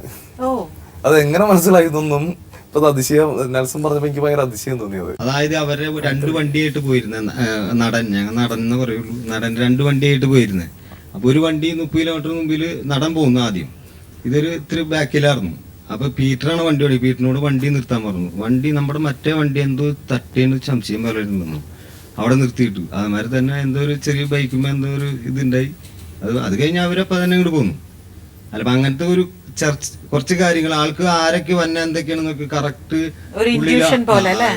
അക്ഷരം എന്ന സിനിമയാണ് കലാഭവൻ മണി ആദ്യമായിട്ട് സിനിമയിൽ മുഖം കാണിച്ചതെങ്കിലും എനിക്ക് തോന്നുന്നു ആളുകൾ കുറെ ശ്രദ്ധിക്കുകയും ഒരുപാട് രസിക്കുകയും ചെയ്തൊരു സിനിമയായിരുന്നു സല്ലാപം അല്ലേ. നമ്മളിപ്പോ മണിയുടെ മരണത്തിന് ശേഷം നമ്മൾ പത്രങ്ങളിൽ ഏറ്റവും അധികം വായിച്ച, മാധ്യമങ്ങളിൽ കൂടെ ഏറ്റവും അധികം അറിഞ്ഞൊരു കാര്യം എന്ന് പറയുന്നത് തലേ ദിവസം രാത്രി, അല്ലെങ്കിൽ മണി ആശുപത്രിയിൽ അഡ്മിറ്റ് ചെയ്യപ്പെടുന്നതിന് രാത്രി നാട്ടുകാരായിരുന്നു അവിടെ ഏറ്റവും കൂടുതൽ ഉണ്ടായിരുന്നത് എന്ന് പറയുന്നു. അപ്പൊ ഇവരെല്ലാവരും തന്നെ ഒരു പരിധിവരെ ഈ ഇത്തരം ദുശീലങ്ങൾക്ക് ഒരു മണിയെ പ്രോത്സാഹിപ്പിക്കുകയോ ആഘോഷമാക്കുകയോ ഒക്കെ ചെയ്തിട്ടുണ്ടെന്നും തോന്നിയിട്ടുണ്ടോ വിനോദന്? അതിലിപ്പോ നല്ല സുഹൃത്തുക്കളുണ്ട്, ചീത്ത സുഹൃത്തുക്കളുണ്ട്. നമ്മളെല്ലാവരും കുറ്റം പറയല്ല. പുള്ളിയുടെ ഞങ്ങളൊക്കെ നന്മ ആഗ്രഹിക്കുന്ന ആൾക്കാരാണ്. എന്നുവെച്ചാൽ ഞങ്ങൾക്ക് ഇന്നൊരു ശക്തി എന്ന് വെച്ച് കഴിഞ്ഞാൽ പുള്ളി നിലനിന്ന്, ഞങ്ങൾക്ക് സാമ്പത്തികമായിട്ട് അല്ലെങ്കിൽ വേറെ ഒന്നുമല്ല, പുള്ളി ഒരാളായിട്ടുണ്ടെങ്കിൽ ഞങ്ങൾക്കെല്ലാം ഒരു ധൈര്യമായിരുന്നു എവിടെ ചെന്നാലും. അത് ദുരുപയോഗം ചെയ്ത് ഒരുപാട് പേരുണ്ട്. പക്ഷെ എന്നെ ഇപ്പൊ ഒരു അനിയന്റെ സ്ഥാനത്താണ് പുള്ളി കണ്ടിരുന്നത്. അപ്പൊ എന്നെ ഞാൻ ചില സമയത്ത് ആളുടെ ഇത് ശരിയല്ലെങ്കിൽ നമ്മൾ ദേഷ്യപ്പെടും. അപ്പൊ പറഞ്ഞിട്ടുണ്ട്. അപ്പൊ ആള് എന്റെ മുഖം കണ്ട ആൾക്കറിയാം, ആൾ എന്നോട് മിണ്ടില്ല. അപ്പൊ ചില സമയത്ത് നമ്മൾ മിണ്ടാണ്ട് പോയി പിറ്റേ ദിവസം ആള് ചെല്ലുമ്പോ ചോദിക്കും, നീ ഇന്നലെ എന്താ മിണ്ടാണ്ട് പോയെന്ന്. അപ്പൊ നമ്മുടെ ഇതുകൊണ്ടാണ് പുള്ളിക്ക് അറിയാൻ പറ്റും. അതുപോലെ തന്നെ പുള്ളി എത്ര ഇതാണെങ്കിലും ഇപ്പൊ നമ്മൾ ഇന്ന് തല്ലുകൂടിയാലും ആള് നാളെ കുറെ ആൾക്കാർ ഇരിക്കുമ്പോൾ നമ്മളൊക്കെ ചീത്തയൊക്കെ പറഞ്ഞാൽ ആള് കുറച്ച് കഴിയുമ്പോൾ വന്നിട്ട് നമ്മളോട് നിന്നെ ഞാൻ അപ്പം അങ്ങനെ പറഞ്ഞ അതുകൊണ്ടല്ല എന്നൊക്കെ പറഞ്ഞ ആള് നമ്മളോട് സോറി പറയും. പുള്ളിക്ക് എന്റെ ആവശ്യമില്ല, എന്നാലും നമ്മളെ വിഷമിപ്പിക്കാന്ന് വെച്ചാൽ ആൾക്ക് അങ്ങനെ പറ്റാത്തൊരു ഒരാളാണ്. ഡോക്ടർ, നമുക്ക് എന്തായാലും മണിയുടെ അവസാനത്തെ ആ 2-3 ദിവസത്തെ കുറിച്ച് പറയാതിരിക്കാൻ നിവർത്തിയില്ല. ഡോക്ടർ യഥാർത്ഥത്തിൽ വയ്യാതെയായി എന്നൊരു കോൾ വന്നിട്ടാണോ അവിടെ ചെല്ലുന്നത്? ജീവിതത്തിലൊരിക്കലും മറക്കാൻ പറ്റാത്തൊരു ദിവസമാണ് മാർച്ച് 5-6. അത്ര ട്രോമാറ്റിക് ദിവസം എൻ്റെ ജീവിതത്തിൽ മുമ്പ് അങ്ങനെ ഉണ്ടായിട്ടില്ലെന്ന് എനിക്ക് തോന്നണത്. മണിച്ചേട്ടൻ്റെ മാനേജർ ജോബി എന്നെ വിളിച്ചു. ജോബി വിളിച്ചിട്ട് പറഞ്ഞു, നീ എവിടെയാ, പെട്ടെന്ന് വരാൻ പറഞ്ഞു. അപ്പോൾ ഞാനൊരു 20 മിനിറ്റ് കൊണ്ട് അവിടെ എത്തി. അപ്പോൾ അതിൽ മണിച്ചേട്ടൻ കിടക്കാണ്. അയ്യോ, പുഴയിലേക്ക് ഇറങ്ങി കിടക്കുന്ന ഈ ഔട്ട് ഹൗസിൽ അദ്ദേഹം കിടക്കാണ്. ഞാൻ ചെന്നപ്പോൾ അദ്ദേഹത്തിന്റെ ദേഹത്ത് സ്പർശിച്ചു. ഞാൻ ക്ഷീണമുണ്ടോ, മാറിയോന്ന് ചോദിച്ചു. കാരണം അന്ന് രാവിലെ എന്തോ ഗ്ലൂക്കോസ് എന്തോ ക്ഷീണം വന്നപ്പോൾ എന്തോ ഫ്ലൂയിഡ്സ് എന്തോ കയറ്റിയെന്ന് സഫൽ എന്ന് പറഞ്ഞൊരു പ്രൈവറ്റ് ഹോസ്പിറ്റലിൽ നിന്ന് വിളിച്ച് ഫ്ലൂയിഡ് കയറ്റിയെന്ന് ജോബിന്റെ അടുത്ത് പറഞ്ഞിരുന്നു. ക്ഷീണം ഉണ്ടാ, ചെറുതായിട്ടുണ്ട്, നീ ഒരു കാര്യം ഇവിടെ ഇരിക്കും, ഞാൻ യൂറിൻ പാസ് ചെയ്തിട്ട് പറ്റേന്ന് പറഞ്ഞു. അത് അപ്പുറത്തെ ഔട്ട് ഹൗസിലേക്ക് പോയി. ഞാൻ കുറച്ചവിടെ വെയിറ്റ് ചെയ്തു. പക്ഷെ കാണാണ്ടായപ്പോൾ ഞാൻ അങ്ങോട്ട് ചെന്നു. അവിടെ ചെന്നപ്പോൾ അദ്ദേഹം ഷർട്ടൊക്കെ ഊരി ബെഡിൽ കിടക്കാണ്. ഫാനൊക്കെ തിരിച്ച് ക്ലോസ് ആയിട്ട് വെച്ചിട്ടുണ്ട്. നന്നായിട്ട് സ്വെറ്റിംഗ് ഉണ്ടായിരുന്നു, വിയർക്കുന്നുണ്ടായിരുന്നു, ശ്വാസം അമിതമായിട്ട് വലിച്ചു വിടുന്നുണ്ടായിരുന്നു, പിന്നെ വിറയിൽ ചെറുതായിട്ട് വന്നിട്ടുണ്ടായിരുന്നു. നല്ല രീതിയിലുണ്ടായിരുന്നു. അസ്വസ്ഥനായിരുന്നു. കുറച്ചേരം തിരിഞ്ഞു കിടക്കുക. ഭയങ്കര വേദനാജനകമായ രംഗമായിരുന്നു. ഞാൻ ചെന്ന് ഏകദേശം ഒരു കുറച്ചേരം കഴിഞ്ഞപ്പോൾ ആ ഭക്ഷണം പാകം ചെയ്യുന്ന വിപിൻ എന്ന് പറഞ്ഞ അവൻ പറഞ്ഞു ഇന്നലെ മദ്യപിച്ചിരുന്നു, പക്ഷെ ഇന്ന് രാവിലെ 1-2 കവള് ബിയർ കുടിച്ചപ്പോൾ ഛർദ്ദിച്ചു പോയി. പക്ഷെ ചോരയുടെ അംശം അതിലുണ്ടോന്നൊരു സംശയം എന്ന് എൻ്റെ അടുത്ത് പറഞ്ഞു. അത് പുറത്താണ്, ഈ ഔട്ട് ഹൗസിന് പുറത്താണ്. ഞാൻ ചെന്ന് നോക്കിയപ്പോൾ ബ്ലഡ് ക്ലോട്ട്സ് ഉണ്ട്, 1-2 ബ്ലഡ് ക്ലോട്ട്സ് കിടക്കുകയാണ് അതിൽ. പക്ഷെ അപ്പം എനിക്ക് ഭയങ്കര സംശയമായി, ഭയം വന്നു. ഭയം വെച്ചാൽ ബ്ലഡ് ക്ലോട്ട്സ് ആ വയറ്റിൽ കിടന്ന ആമാശയത്തിലുണ്ടാകുന്ന രക്തം പുറത്തേക്ക് ഛർദ്ദിച്ചിട്ടാണ് ബ്ലഡ് ക്ലോട്ട്സ് വീഴുന്നത്. ഞാൻ മണിച്ചേട്ടൻ്റെ അടുത്ത് ചെന്നു. മണിച്ചേട്ടൻ നമുക്ക് അത്യാവശ്യമായിട്ട് ഹോസ്പിറ്റലിൽ നിന്ന് പോകണം. ഞാൻ ആദ്യം ഹോസ്പിറ്റലിൽ പോകണം, ആദ്യം വിസമ്മതിച്ചു. അന്ന് വേണ്ട മണിച്ചേട്ടൻ, നമുക്ക് ആലപ്പുഴ വരെ പോകാം, എൻ്റെ വീട്ടിലേക്ക് പോകാം. അവൾ പറഞ്ഞു 1 മണിക്കൂർ കഴിയട്ടെ, 1/2 മണിക്കൂർ കഴിയട്ടെ. പലപ്പോഴും പല വഴികൾ പറഞ്ഞു. ഈ ശ്രമം തുടർന്നുണ്ടായിരുന്നു. പക്ഷെ ഈ ജോബി ഇതിനിടയ്ക്ക് മറ്റുള്ള സുഹൃത്തുക്കളെ 1-2 സുഹൃത്തുക്കളെ വിളിച്ചു വരുത്തി. ഹോസ്പിറ്റലിൽ കൊണ്ടുപോകുന്നത് ഒരു എമർജൻസി സിറ്റുവേഷൻ ആയിട്ട് ഞങ്ങൾക്ക് ഫീൽ ചെയ്തിരുന്നു. പക്ഷെ മണിച്ചേട്ടൻ ഞങ്ങൾ അടുപ്പിക്കുന്നുണ്ടായിരുന്നില്ല. കുറച്ചു നേരം നിങ്ങൾ പുറത്തിരിക്കുക, എനിക്കൊന്ന് കാറ്റ്, ഞാൻ സമാധാനം വേണ്ടി കിടന്നോട്ടെ എന്ന് പറഞ്ഞ് അദ്ദേഹം ഞങ്ങളെ റൂമിൽ നിന്ന് പുറത്താക്കി. ഈ സമയത്ത് എനിക്ക് ഇദ്ദേഹത്തെ അഡ്മിറ്റ് ചെയ്യണമെന്ന് എന്തെങ്കിലും ഹോസ്പിറ്റലിൽ ഒരു എമർജൻസി സിറ്റുവേഷൻ ആണെന്നും ആശുപത്രിയിൽ അഡ്മിറ്റ് ചെയ്യേണ്ടത് അത്യാവശ്യമാണെന്ന് എനിക്ക് മനസ്സിലായി. ഞാൻ അമൃത ഹോസ്പിറ്റലിൽ നിന്നാണ് മണിച്ചേട്ടന് ട്രീറ്റ്മെന്റ് കിട്ടിയിരുന്നത്. ജോബിയുടെ അടുത്ത് പറഞ്ഞ് അമൃത ഹോസ്പിറ്റലായിട്ട് പെട്ടെന്ന് ബന്ധപ്പെടാൻ പറഞ്ഞു. ഈ സമയത്തൊന്നും ഇങ്ങനെയൊക്കെ ചെയ്യുന്നുണ്ടെങ്കിലും മണിച്ചേട്ടനെ കൊണ്ടുപോകാൻ പറ്റുമെന്നൊരു വിശ്വാസം എനിക്ക് ഉണ്ടായിരുന്നില്ല. കാരണം അദ്ദേഹം റെസിസ്റ്റ് ചെയ്ത് തുടങ്ങി. ഞാൻ ഔട്ട് ഹൗസിന്റെ പുറത്തിരുന്നിട്ട് ചെയറിലിരുന്നിട്ട് ഞാനും ജോബി ഇരിക്കുമ്പോൾ അദ്ദേഹം ഇടയ്ക്ക് ബാത്റൂമിൽ പോയി വരുന്നു, തിരിച്ചു വരുന്നു, വീണ്ടും ഒരു 5 മിനിറ്റ് കിടക്കുന്നു, വീണ്ടും കുറച്ചേരം എഴുന്നേറ്റിരിക്കുന്നു, വീണ്ടും ബാത്റൂമിൽ പോകുന്ന ഒരു രംഗമാണ് കണ്ടത്. ഞാൻ എന്തോ സംശയം തോന്നി ഞാൻ ബാത്റൂം തുറന്നു നോക്കിയപ്പോൾ ക്ലോസറ്റിൽ ബ്ലഡ് ഉണ്ടായിരുന്നു. അപ്പോൾ അതിനർത്ഥം കുറച്ച് നേരങ്ങളായിട്ട് അദ്ദേഹം വൊമിറ്റ് ചെയ്യുന്നുണ്ടായിരുന്നു. അദ്ദേഹം അത് മറ്റുള്ളവരെ അറിയിക്കാതിരിക്കാനായിട്ട് കഴുകി കളഞ്ഞതായിരുന്നു. പക്ഷേ അവസാന സ്റ്റേജിൽ ക്ലോസറ്റിൽ ഫ്രാങ്ക് ബ്ലഡ് കണ്ടപ്പോൾ അതിൻ്റെ ഒരു ഗൗരവാവസ്ഥ ഞാൻ അദ്ദേഹത്തെ പറഞ്ഞ് മനസ്സിലാക്കി. പക്ഷെ അപ്പോഴും അദ്ദേഹം പറയുന്നത്, മണിച്ചേട്ടൻ പറഞ്ഞത്, അത് ഛർദിയല്ലടാ, അത് പല്ലിമെന്ന് വരുന്ന ചോരയാണെന്ന് പറഞ്ഞു എൻ്റെ അടുത്ത്. കാരണം പല്ലിമെന്ന് കുറച്ച് ദിവസങ്ങളായിട്ട് ചോര വരുന്നുണ്ടായിരുന്നു. അതിന് കാരണം ത്രോംബോസൈറ്റോപീനിയ എന്നൊരു കണ്ടീഷൻ ഉണ്ട്, ഈ ലിവർ ഡിസീസിൽ ഉണ്ടാകുന്ന ഒരു കണ്ടീഷനാണ്. തന്റെ ഗുരുതരാവസ്ഥ മനസ്സിലാവാത്താണോ മനസ്സിലാവാത്ത പോലെ നടിക്കുകയായിരുന്നു? അത് മനസ്സിലായിരുന്നു എന്നാണ് എനിക്ക് തോന്നുന്നത്. ഈ സഫർ ഹോസ്പിറ്റൽ അദ്ദേഹത്തിന്റെ സുഹൃത്തിന്റെ തന്നെയാണ്. അപ്പൊ അദ്ദേഹമായിട്ട് ബന്ധപ്പെട്ട് ഫാർമസിയായിട്ട് ബന്ധപ്പെട്ട് ഈ മെഡിസിൻ അവിടെ നിന്ന് വരുത്തിക്കും. സിസ്റ്റർ അടക്കമാണ് വന്നത്. സിസ്റ്ററിന്റെ നിരീക്ഷണത്തിൽ അദ്ദേഹത്തിന് മരുന്ന് കൊടുത്ത് ഒരു 5 മിനിറ്റ് കഴിഞ്ഞപ്പോഴേക്കും അദ്ദേഹം ശാന്തനായി, ഒരു ഉറക്കം കിട്ടി തുടങ്ങി. ഈ സമയത്ത് അദ്ദേഹത്തെ ഡ്രസ്സൊക്കെ ഇടിപ്പിച്ച് എൻ്റെ തോളത്തും ജോബിയുടെ തോളത്തും അദ്ദേഹത്തെ പിടിച്ച് വണ്ടിയിലേക്ക് കയറ്റി. പക്ഷേ ചാലക്കുടി കഴിഞ്ഞ ഏകദേശം കൊരട്ടി എത്താറായിട്ടുണ്ടാവും. ലിൻസറായിരുന്നു വണ്ടി വണ്ടി ഓടിച്ചിരുന്നത്. കൊരട്ടി ആവാറായിട്ടുണ്ടാവും. അദ്ദേഹം എഴുന്നേറ്റ് കഴിഞ്ഞിട്ട് പിന്നെ വെള്ളം ചോദിച്ചു. വെള്ളത്തിന് നല്ല ദാഹം ഉണ്ടായിരുന്നു. വെള്ളം ചോദിച്ചു, ജ്യൂസ് ചോദിച്ചു. അദ്ദേഹം ആ സമയത്ത് പോലെ അതിന് കോമഡി പറഞ്ഞു. ഞാൻ പറഞ്ഞു വെള്ളം കുടിക്കല മണിച്ചേട്ടാ, കാരണം ഞങ്ങൾക്കിട്ട് നിർദ്ദേശത്തായിരുന്നു അമൃത ഹോസ്പിറ്റലിൽ നിന്ന് എമർജൻസി എൻഡോസ്കോപ്പി ചെയ്യണം. അതിന്റെ ട്രീറ്റ്മെന്റ് അതാണ്. അതായത് ഈ രക്തക്കുഴലുകൾ പൊട്ടിയിട്ടാണ് ഈ ആമാശയത്തിൽ നിന്ന് രക്തം വരുന്നത്. ആ എൻഡോസ്കോപ്പി ചെയ്യാനായിട്ട് ഭക്ഷണം കഴിക്കാൻ പാടില്ല. ഭക്ഷണത്തിന്റെ അംശമോ വെള്ളമോ ആമാശയത്തിൽ ഉണ്ടായി കഴിഞ്ഞാൽ എൻഡോസ്കോപ്പി പ്രൊസീജിയർ വീണ്ടും ഡിലേഡ് ആവും. ഒരു 3-4 മണിക്കൂർ ഡിലേഡ് ആവും. അതുകൊണ്ട് വെള്ളവും ഭക്ഷണം സ്ട്രിക്റ്റ് ആയിട്ട് അവോയ്ഡ് ചെയ്യണമെന്ന് പറഞ്ഞിട്ടുണ്ടായിരുന്നു. അപ്പൊ ഞാൻ പറഞ്ഞു, നമുക്ക് അമൃത ഹോസ്പിറ്റലിൽ ഇങ്ങനെയാണ് പറഞ്ഞിരിക്കണം മണിച്ചേട്ടാ, നമുക്ക് അവിടെ നിന്നിട്ട് കഴിക്കാം എന്ന് പറഞ്ഞപ്പോൾ ആളൊരു കോമഡി ആ സമയത്തും പറഞ്ഞു, ഓ വെള്ളം കഴിക്കാൻ പാടില്ലാത്തൊരു സാധനം ഇപ്പോഴായിട്ട് മനസ്സിലാവണം എന്നൊരു കോമഡി പറഞ്ഞു. അമൃത ഹോസ്പിറ്റലിൽ എത്തിയപ്പോൾ വണ്ടി നാളെ ഇറങ്ങി കഴിഞ്ഞപ്പോൾ അമൃത ഹോസ്പിറ്റലിലെ സ്റ്റാഫുകൾ അവിടെ വീൽ ചെയറും ട്രോളിയും കൊണ്ടുവന്നിരുന്നു.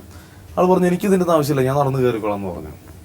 അപ്പോൾ ഞാൻ പറഞ്ഞു, മണിച്ചേട്ട സെലിബ്രിറ്റിയാണ്, നാട്ടുകാർ ശ്രദ്ധിക്കും, നടന്നു പോയാൽ നാട്ടുകാർ ശ്രദ്ധിക്കും, കയറി കിടന്നോ, ഇങ്ങനെ തന്നെ പറഞ്ഞു, കയറി കിടന്നോ, കൈ മറച്ചു വെച്ചോ. അപ്പോൾ ആൾ തോന്നി, ശരിയാ എന്ന് പറഞ്ഞ ആള് ട്രോളിയിൽ കയറി കിടന്നു, കൈ ഇങ്ങനെ മറച്ചു വെച്ച് നമ്മൾ സെമി ഡീലക്സ് റൂമിലേക്ക് പോയി. ഒരു 5-10 മിനിറ്റിനുള്ളിൽ ഡോക്ടർ മാത്യു അവിടെ എത്തി. പൂർണ്ണമായിട്ടും ബാക്കിയുള്ള ചികിത്സയോട് മണിച്ചേട്ടൻ പൂർണ്ണമായിട്ടും സഹകരിച്ചു. ഒരു റെസിസ്റ്റൻസും കാണിച്ചിരുന്നില്ല. ഡോക്ടർ മാത്യുവിന്റെ ചോദിച്ചു, എത്ര തവണ ചോര ഛർദ്ദിച്ചെന്ന് വെച്ചാൽ മണിച്ചേട്ടൻ പറഞ്ഞു, 3-4 തവണ ഞാൻ വോമിറ്റ് ചെയ്തിട്ടുണ്ട്, ചോര ഛർദ്ദിച്ചു എന്ന് പറഞ്ഞു. സത്യം പറഞ്ഞു ഡോക്ടർ മാത്യുവിൻ്റെ അടുത്ത്. രാത്രി ഒരു 11 മണിയോട് കൂടിയിട്ട് എനിക്ക് ഡോക്ടർ മാത്യു അവിടുത്തെ ഗ്യാസ്ട്രോളജിസ്റ്റ് തന്നെ വിളിച്ചു. ആൾ ചോദിച്ചു, ഈ മണിച്ചേട്ടൻ കൺട്രി ഡ്രിങ്ക്സ്, അതായത് ഇല്ലിസിറ്റ് ഡ്രിങ്ക്സ്, ചാരായം എന്നൊക്കെ പറയാറില്ലേ, കൺട്രി ഡ്രിങ്ക്സ് എന്തെങ്കിലും കഴിക്കാറുണ്ടോ എന്ന് ചോദിച്ചു. എൻ്റെ അറിവിലില്ല, കൺട്രി ഡ്രിങ്ക്സ് കഴിക്കുന്ന ശീലമില്ല. കുറേ നാളിട്ട് ബിയർ മാത്രം കഴിക്കുന്ന ഒരു ശീലം ഉള്ളൂ അല്ലേ എല്ലാം. ഞാനപ്പോൾ സുഹൃത്തുക്കളായിട്ട് എൻ്റെ സുഹൃത്തുക്കളെയും ഈ മാനേജരെയും, ഈ ജോബി എന്ന് പറയുന്ന മാനേജരെയും പിന്നെ മണിച്ചേട്ടനായിട്ട് അടുത്ത് ഇടപെടുന്ന ചില സുഹൃത്തുക്കളെയും വിളിച്ചു ചോദിച്ചു, എങ്ങാനും ആക്സിഡന്റിൽ ഈ സമയത്താനും കഴിച്ചിരുന്നോ. പക്ഷെ ആരുടെ അറിവിലും അങ്ങനത്തെ ഒരു സംഭവമില്ല.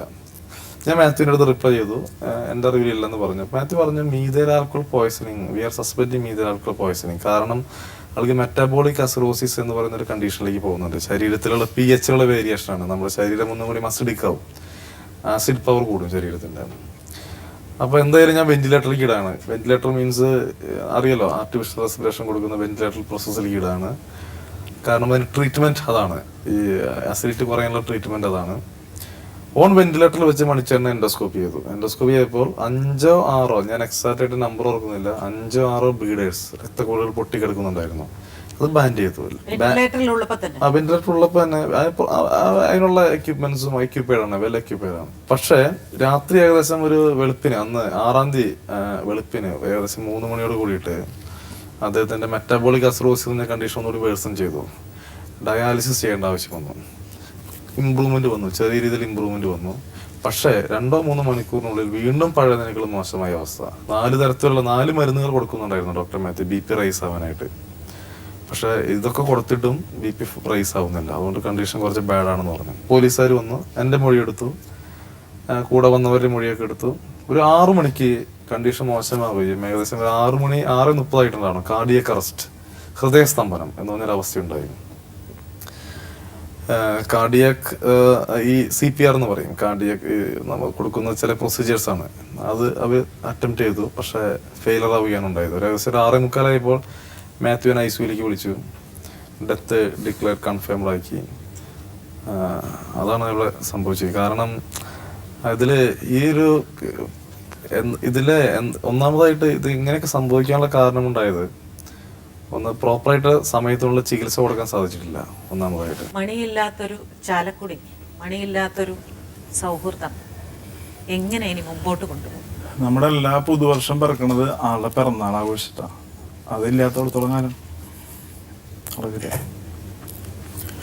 അത് നമ്മുടെ ലോകം അവസാനിക്കുന്നവരെ ഓർമ്മകള് നമ്മളില്ലെങ്കിലും നിലനിന്നു പോകും. മണി പോയപ്പോൾ ഉണ്ടായ തിരക്ക്, ഈ തിരക്ക് നേരിട്ട് കണ്ടൊരു വ്യക്തിയാണ് ഞാൻ. അപ്പോൾ 7-ാം തീയതി രാവിലെ ഞാൻ തൃശ്ശൂർ മോർച്ചറി ചെന്നപ്പോൾ ഒരു ജനലക്ഷങ്ങളിങ്ങനെ നിൽക്കുക. അപ്പം അറിയാമല്ലോ, മലയാളത്തിലെ നിരവധി സിനിമാ താരങ്ങൾ ഇപ്പോൾ ഓരോരുത്തരും പറഞ്ഞു, സുരാജാണെങ്കിലത്, ജോഷി സാറാണെങ്കിലത്, ഒരുപാട് പേര്, കമൽ സാർ, ഇവരെല്ലാവരും വന്നിട്ട് അടുക്കാൻ പോലും പറ്റാതെ നിൽക്കുക. അപ്പോൾ എന്നെ ഒരു സുഹൃത്ത് വിളിച്ചിട്ട്, പ്രസാദ് അല്ലേ എന്ന് ചോദിച്ചിട്ട് എന്നെ ഈ തിരക്കിൻ്റെ ഇടയിൽ കൂടെ കൊണ്ടുവന്ന് ഈ മോർച്ചറി വരെ കൊണ്ടുവന്നു. പോലീസുകാർ തുറന്നു വന്നു, അവിടെ മുകേഷ്, എല്ലാവരും നിൽക്കുക. അപ്പം മണിയെ ഇങ്ങനെ മേക്കപ്പ് ചെയ്യിച്ച അവസാനം പുറത്ത് ഇറക്കിയിട്ടില്ല. ഒരു 100 പേര് ആ മോർച്ചറിക്കകത്ത് തന്നെയുണ്ട്. VIPs, ലീഡേഴ്സ് കുറേ പേരുണ്ട്. എൻ്റെ അടുത്ത് ജിൻ്റെ ഒന്ന് ചോദിച്ചു, മണിച്ചേറിനെ കാണണമെന്ന് ചോദിച്ചു. ഞാൻ പറഞ്ഞു കാണണം. അപ്പോൾ എൻ്റെ നെഞ്ചിങ്ങനെ ഇടിക്കുക. എനിക്ക് ആരാന്നറിയില്ല, ഒരു പോലീസ് ഉദ്യോഗസ്ഥൻ ഈ തിരക്കിൻ്റെ ഇടയിൽ കൊണ്ട് എൻ്റെ കൈ പിടിച്ച് എന്നെ വിളിച്ചുകൊണ്ട് നേരെ അകത്ത മുറിയിലിട്ട് കൊണ്ടുപോകുക. അകത്ത മുറിയിൽ ആ ഡ്രസ്സ് ചെയ്യുന്ന 2-3 പേരുണ്ട്. പോസ്റ്റ്മോർട്ടം കഴിഞ്ഞ് ആ ഡ്രസ്സ് ചെയ്തവരുണ്ട്, 2 റിലേറ്റീവ്സും ഉണ്ട്, 3 പേര്, അങ്ങനെ മൊത്തം 6 പേര്. എന്നെ അവിടെ മുമ്പിൽ കൊണ്ട് നിർത്തി. ഇത്രയും പേര് പുറത്ത് നിൽക്കുമ്പോഴാണ് സംഭവിച്ചത്. ഞാൻ വന്ന മണിയുടെ കൈ തൊട്ടു. ഒരാൾ ഒന്ന് പറഞ്ഞു, ഇത് തുണി കാലിന്ന് പൊക്കി തരുമോ എന്ന് ചോദിച്ചു. ഞാനൊന്ന് ഉയർത്തി കൊടുത്തു. ഒരു 5 മിനിറ്റ് നിന്ന് ഞാൻ. അത് കഴിഞ്ഞിട്ടാണ് ജനങ്ങളിത് കാണുന്നത്. ഞാൻ ഇപ്പോഴും ആലോചിക്കുകയാണ്, എന്നെ ഇങ്ങനെ ഇത്രയും ആളുകളും ഇത്രയും താരങ്ങളും ഇത്രയും ലീഡേഴ്സ് നിൽക്കുന്ന സമയത്ത് ഒരു പോലീസ് ഉദ്യോഗസ്ഥനെ ഇങ്ങനെ വിളിച്ചുകൊണ്ട് വന്നിട്ട് എന്നെ ഇങ്ങനെ കാണിച്ചു. അതൊരിക്കലും മറക്കാൻ പറ്റാത്തൊരു സീൻ. ഒരു കലാകാരൻ നഷ്ടപ്പെട്ടു എന്നതിനേക്കാൾ നഷ്ടപ്പെടുത്തി എന്ന് വേണമെങ്കിൽ പറയാം അല്ലേ? അല്ല, അതുമാത്രമല്ല, ഈ തൃശ്ശൂർ പൊതുദർശനത്തിന് വെച്ചിട്ട് ചാലക്കുടിക്ക് കൊണ്ടുവരാനായിട്ട്, തൃശ്ശൂരും ചാലക്കുടിയും നമ്മൾ 25 കിലോമീറ്റർ വ്യത്യാസമുള്ളൂ. പക്ഷെ അവിടെ എത്താൻ 2-2.5 മണിക്കൂർ പിടിച്ചു. കാരണം ഈ ആംബുലൻസിന്റെ പിന്നിൽ ഞങ്ങളുണ്ടായിരുന്നു. ജനങ്ങൾ റോഡിലിറങ്ങി നിൽക്കുകയാണ്, ഇങ്ങനെ തടഞ്ഞു നിൽക്കുകയാണ്. ഞങ്ങൾ കണ്ടിട്ട് പോയാൽ മതി. അങ്ങനെ ഒരു ഇവിടുന്ന് ഒരിക്കൽ സ്റ്റാർട്ട് ചെയ്ത് കഴിഞ്ഞിട്ടുണ്ടെങ്കിൽ ഏകദേശം ഒരു 50 മിനിറ്റ് കഴിയുമ്പോഴേക്കും അടുത്ത ക്രൗഡായി. അതല്ല, ചാനലിൽ ഒന്നും വരാത്തൊരു കാര്യമുണ്ട് കേട്ടോ. ഒരു പത്രത്തിലും ഉണ്ടായിരുന്നില്ല. ഈ മോർച്ചറിന്ന് ഈ തൃശ്ശൂർ സംഗീതാട അക്കാഡമിയുടെ ഓഫീസ് വരെ പോകുന്ന വഴിയിൽ 2 ചുറ്റും ആളുകൾ നിൽക്കുന്നു. പണ്ട് നമ്മളൊക്കെ 25-30 വർഷം മുമ്പ് പ്രധാനമന്ത്രി വരുമ്പോൾ നിൽക്കുന്നത് കണ്ടിട്ടുണ്ട്. ഇപ്പൊ നിൽക്കില്ല ആരും. അതുപോലെ 2 സൈഡിലും ആളെ കാണാൻ പറ്റില്ല, ഈ വണ്ടി കാണാൻ മാത്രം നിൽക്കുക. അതൊന്നിലും വന്നിട്ടില്ല ആ ദൃശ്യം. സതീഷ് പറയും, മണിക്ക് അവസാനമായി കൊടുക്കാൻ പറ്റിയ വാക്ക്. ഞങ്ങളെ വിട്ടു പോയിന്ന് ഒരിക്കലും ഞങ്ങൾക്ക് വിശ്വസിക്കാൻ പറ്റില്ല. അങ്ങനെ വിശ്വസിച്ചാൽ ഞാൻ പറഞ്ഞില്ലേ, നമുക്കൊന്നും ജീവിക്കാൻ പറ്റില്ല. അത്രയധികം ഞങ്ങൾ അവരെ സ്നേഹിച്ചിരുന്നു, ഞങ്ങളെയും സ്നേഹിച്ചിരുന്നു. അതുപോലെ തന്നെ എല്ലാവരെയും. എനിക്ക് അവസാനമായി പറയാനുള്ളത് എന്ന് വെച്ചാൽ, ഒരുപാട് നന്മകൾ ചെയ്തിട്ടുള്ള ഒരാളാണ്. ഇതും എല്ലാവരും നല്ലൊരു വ്യക്തി, ഇത്രയും അപ്പുറത്ത് പറയാനില്ല, നല്ലത് മാത്രമേ പറയാനുള്ളൂ. പക്ഷെ അടുത്ത് കുറച്ച് കുടുംബത്തെ പറ്റിയും പുള്ളിയെ പറ്റിയൊക്കെ കുറേ അപവാദങ്ങളും മറ്റുള്ള കാര്യങ്ങളും പറയാൻ പാടില്ലാത്ത കുറച്ച് പറഞ്ഞു. ഒന്നും ശരിയല്ല. അതൊന്നും ഒരിക്കലും അങ്ങനെ അതും ആരും ചിന്തിക്കരുത്. അങ്ങനെ ഒന്നുമല്ല. ഏറ്റവും കുടുംബമായിട്ട് ഏറ്റവും അടുപ്പമുള്ള വ്യക്തികളാണ് ഞങ്ങളൊക്കെ. ഒരിക്കലും അങ്ങനെയൊന്നുമല്ല. നല്ലത് മാത്രമേ പുള്ളിയെ കുറിച്ച് പറയാറുള്ളൂ, നല്ലതേ ചിന്തിക്കാവൂ. എന്നും എല്ലാവരും ഒപ്പം ജീവിക്കും പുള്ളി. ഒരിക്കലും വിട്ടുപോയിട്ടില്ല. അങ്ങനെ വിശ്വസിക്കാവൂ. സണ്ണി? കാരണം എനിക്ക് വളരെയധികം സ്വാധീനിക്കപ്പെട്ടിട്ടുള്ള ഒരു ആളാണ് ചേട്ടൻ. കാരണം ഞാൻ പാടുമ്പോഴാണെങ്കിലും ഞാൻ പാടിയിട്ടുള്ളതാണെങ്കിലും. പക്ഷേ ഈ അദ്ദേഹത്തിന് ലോകം കൊടുത്ത യാത്രയപ്പാണ് ശരിക്കും. കാരണം കഴിഞ്ഞ ദിവസം ഒരു പാട്ട് പാടാൻ പോയപ്പോൾ വയനാട്ടിലുള്ളവർ 5 വണ്ടികളാണ് വയനാട്ടിൽ നിന്ന് ഇദ്ദേഹത്തിൻ്റെ മരണവാർത്ത അറിഞ്ഞിട്ട് ചാലക്കുടിയിൽ കടത്തിണ്ണയിൽ കിടക്കുകയാണ്. ഒരു നോക്ക് കാണാനായി. അതായത് ഒരു തരത്തിൽ മറ്റൊരു തരത്തിൽ മണിച്ചേട്ടൻ സഹായിച്ചിട്ടുള്ള, അതായത് പല പേഷ്യൻസിനെയും വീട് വയ്ക്കാൻ സ്ഥലം, അങ്ങനെ കുറേ കാര്യങ്ങൾ സഹായിച്ചിട്ടുള്ള, ഇങ്ങനെ സ്വന്തം നാടിനെയും സ്വന്തം നാട്ടുകാരനെയും സ്നേഹിച്ച ഒരു ആർട്ടിസ്റ്റും ലോകത്തില്ല എന്നാണ് എൻ്റെ ഒരു അഭിപ്രായം. കാരണം ഞാൻ ഉള്ളേരിയയിൽ പാടിക്കൊണ്ടിരിക്കുമ്പോഴാണ് ഈ വാർത്ത അറിയണം. അപ്പോൾ സംഘാടകർ എന്നെ അറിയിച്ചില്ലേ സംഭവം. കാരണം അദ്ദേഹമായിട്ടുള്ള ഒരു പേഴ്സണലി അടുപ്പമുണ്ട്, ഫോൺ വിളി എല്ലാവർക്കും അറിയുന്നതാണ്. പക്ഷേ പിന്നീട് അവരെന്നോട് ഈ കാര്യം പറഞ്ഞു, ലിസ്റ്റുകൾ, മണിച്ചേട്ടൻ്റെ പാട്ടുകളുടെ ലിസ്റ്റുകൾ മാത്രം പറഞ്ഞു. അപ്പോൾ ഞാൻ അതെന്താ സംഭവിച്ചു, അപ്പോൾ ഇങ്ങനൊരു സംഭവം ഉണ്ടായിട്ടുണ്ട്. പക്ഷേ എനിക്ക് ഇത്രയേറെ അദ്ദേഹത്തിന് ഇഷ്ടമായിരുന്നു. കാരണം ആ 2 പാട്ട് പാടി അവസാനിപ്പിക്കാൻ ഞാൻ പെട്ട പാട് അതെനിക്ക് ദൈവത്തിന് മാത്രം അറിയാം. കാരണം അത്രയ്ക്കുണ്ടായിരുന്നു അദ്ദേഹത്തിനോടുള്ള ഇഷ്ടം. എല്ലാ തരത്തിലും നമ്മളെ ചിരിപ്പിക്കാനും ചിന്തിപ്പിക്കാനും. ഇനി മണിച്ചേട്ടൻ എന്ന് പറഞ്ഞ ഒരു ആളില്ല എന്ന് പറഞ്ഞു. അത് ഇനി അദ്ദേഹത്തിൻ്റെ നല്ല നല്ല ഓർമ്മകളും നല്ല ചിന്തകളും നല്ല നാടൻ പാട്ട്. കാരണം ഇന്ന് മുട്ടിന് നാടൻ പാട്ട് സമിതികളാണ്. എങ്ങനെ ഇത് വന്നു? അതായത് കലാഭവൻ മണി എന്ന് പറയുന്ന ഒരാളുടെ വരവോട് കൂടിയിട്ടാണ് ഈ ഫോക്ക്. പക്ഷേ ഈ ഫോക്ക്ലോർ അക്കാദമി എത്ര കണ്ട് ഇദ്ദേഹത്തിന് പരിഗണിച്ചിട്ടുണ്ടോ എന്ന് ചോദിച്ചാൽ അതൊന്നും നമുക്ക് പറയാൻ പറ്റില്ല, അത് പറയേണ്ട കാര്യമില്ല. പക്ഷെ എങ്കിലും എല്ലാ അവാർഡുകളെക്കാളും അപ്പുറത്താണ് അന്ന് ചാലക്കുടി തിങ്ങി നിറഞ്ഞ് അദ്ദേഹത്തിന്. കാരണം സതീഷേട്ടൻ ഡോക്ടർ പറഞ്ഞ പോലെ, കാരണം റോട്ടിൽ നിൽക്കുകയാണ്. കാരണം ഞാൻ അശ്വിനി ഹോസ്പിറ്റലിൻ്റെ അടുത്ത് വരെ പോകണം. കാരണം ഞാൻ അവിടെ ചെന്ന് കഴിഞ്ഞാൽ എന്ത് സംഭവിക്കുമെന്ന് എനിക്കറിയില്ല. പ്രാർത്ഥിക്കാനേ അദ്ദേഹത്തിന് ഇഷ്ടപ്പെടാനേ. ശരിക്കും ഒരു മിന്നാമിനിങ് എന്നൊക്കെ പറഞ്ഞ അദ്ദേഹത്തിൻ്റെ ആ പാട്ട് ഏറ്റവും വലിയ ക്ലാസ്സാണ്. കാരണം മുമ്പായി കുടിക്കാണ്ട് ആ പാട്ട്, പിന്നെ മിന്നാമിനിങ്, ഈ 2 പാട്ടാണ് അദ്ദേഹത്തിൻ്റെ മാസ്റ്റർ എന്നാണ് എൻ്റെ. പിന്നെ അയ്യപ്പൻ്റെ ഡിവോട്ട്, ഭയങ്കര അയ്യപ്പൻ്റെ ഡിവോട്ടിയാണ് അത്. കാരണം സാധാരണ അയ്യപ്പൻ വിളക്ക് എന്ന് പറഞ്ഞു കഴിഞ്ഞാൽ ഒരു തവണ ഒരു വീട്ടിൽ നടക്കാറുള്ളൂ. കാരണം നിങ്ങൾ ഗ്രാമത്തിലെ ഒരു ചിട്ടപ്രകാരം, ഒരു വിശ്വാസപ്രകാരം. പക്ഷെ ഒന്നിൽ കൂടുതൽ തവണ അദ്ദേഹത്തിൻ്റെ വീട്ടിൽ അയ്യപ്പൻ വിളക്ക് നടക്കാറുണ്ട് അല്ലേ? ഭയങ്കര ഭയങ്കര അയ്യപ്പൻ്റെ ഡിവോട്ടിയാണ്. കാരണം അത് അദ്ദേഹത്തിന് ആ ഒരു, പിന്നെ അയ്യപ്പൻ്റെ പാട്ടുകളും, ഈ 2 സോങ്ങാണ് എന്നെ ഏറ്റവും കൂടുതൽ. സനിയെ, നമുക്ക് അദ്ദേഹത്തിന് വേണ്ടി ആ മിന്നാമിനുങ്ങി എന്നുള്ള പാട്ട് 2 വരും. മിന്നാമിനുങ്ങേ മിന്നും മിനുങ്ങേ എങ്ങോട്ടാണ് നീ തിടുക്കം, നീ തനിച്ചല്ലേ പേടിയാവില്ലേ, കൂട്ടിനു ഞാനും വന്നോട്ടെ. മിന്നാമിനുങ്ങേ മിന്നും മിനുങ്ങേ എങ്ങോട്ടാണ് ഈ തിടുക്കം, പേടിയാവില്ലേ നീ തനിച്ചല്ലേ, കൂട്ടിനു ഞാനും വന്നോട്ടെ. മിന്നാമിനുങ്ങേ.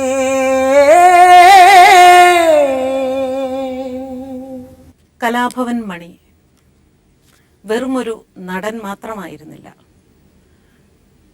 നാട്ടുകാരെയും നാടിനെയും കേരളത്തെയും സ്നേഹിക്കുന്ന ഒരു വലിയ മനസ്സിനുടമയായിരുന്നു. ഒരുപാട് പേർക്ക് അത്താണിയായിരുന്നു. ആലംബഹീനർക്ക് ഒരു ദൈവത്തിന് തുല്യമായിരുന്നു. എല്ലാത്തിനുമുപരി സൗഹൃദത്തെ ഒരുപാട് സ്നേഹിക്കുകയും ബഹുമാനിക്കുകയും ചെയ്തിരുന്ന ഒരു വലിയ മനുഷ്യൻ, ഒരു വലിയ മനസ്സിനുടമയായിരുന്നു. ഈ കേരളം എന്നും അദ്ദേഹത്തെ ഓർമ്മിക്കും. ഒരു കലാകാരനായും സാഹിത്യകാരനായും ഒരു നല്ല മനുഷ്യനായും. അദ്ദേഹത്തിൻ്റെ ആത്മാവിന് നിത്യശാന്തി ലഭിക്കട്ടെ എന്ന് പ്രാർത്ഥിച്ചുകൊണ്ട് നമുക്ക് സെൽഫ്